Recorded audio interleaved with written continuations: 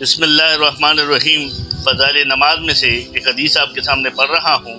اللہ پاک مجھے اور آپ کو اس کو سمجھنے، پڑھنے اور اس پر عمل کرنے کی توفیق عطا فرمائے، آمین۔ تو شروع کرتے ہیں۔ حضرت ابو ذر رضی اللہ تعالیٰ عنہ فرماتے ہیں کہ ایک مرتبہ نبی اکرم صلی اللہ علیہ وسلم سردی کے موسم میں باہر تشریف لائے اور پتے درختوں پر سے گر رہے تھے۔ آپ نے ایک درخت کی ٹہنی ہاتھ میں لی اور اس کے پتے اور بھی گرنے لگے۔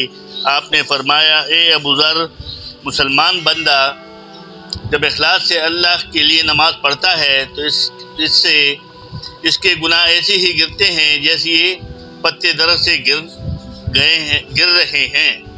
فائدے میں شیخ لکھتے ہیں، سردی کے موسم میں درختوں کے پتے ایسے ہی کثرت سے گرتے ہیں، بعض درختوں پر ایک بھی پتا نہیں رہتا۔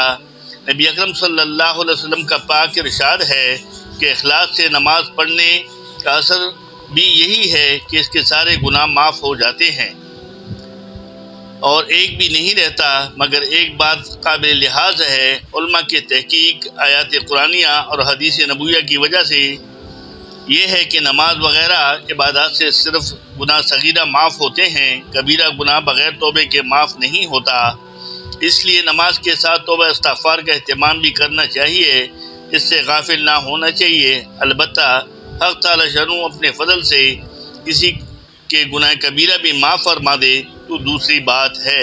بس میرے دوستوں بزرگوں، کتنی زبردست بات آ گئی کہ نماز سے اللہ پاک تمام گناہوں اخلاص کے ساتھ اور خشوع و خضوع اور دھیان کے ساتھ جب ہم نماز پڑھیں گے تو اللہ پاک صبح کی نماز سے لے کے ظہر تک سے ہم سے جو گناہ خطائیں غلطیاں ہوتی ہیں، انسان ہے، سب گناہ گار ہے، تو اللہ پاک اس کے وہ گناہ معاف کر دیتے ہیں جو فجر سے لے کے ظہر تک ہو گئے ہوں، اور ظہر کے بعد پھر عصر تک اور عصر سے لے کے مغرب تک ہر نماز سے دوسری نماز کے درمیان جو چھوٹی چھوٹی گناہیں ہم سے ہوتی ہیں، صغیرہ گناہ جس کو بولتے ہیں، وہ ہوتی ہے، اللہ پاک وضو کے ذریعے اور نماز کے ذریعے اور سجدوں کے ذریعے وہ معاف فرماتے ہیں۔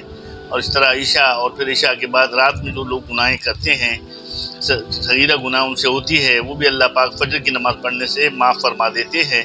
اور کبیرہ گناہوں کے بارے میں جس طرح آیا ہے کہ وہ بغیر توبے کے معاف نہیں ہوتی، تو ہمیں چاہیے کہ اس کے ساتھ ساتھ ہم استغفار بھی کرتے رہے ہیں، اپنی کبیرہ گناہوں کی بھی معافی اللہ پاک سے مانگتے رہے۔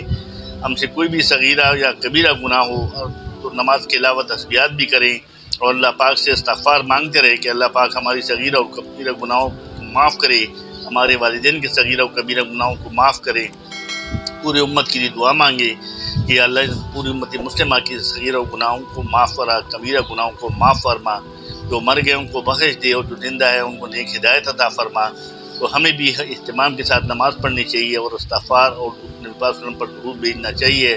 اللہ پاک مجھے اور آپ کو اہتمام کے ساتھ ان اعمال کو کرنے کی توفیق عطا فرمائے۔ صدق اللہ مولانا العلی العظیم۔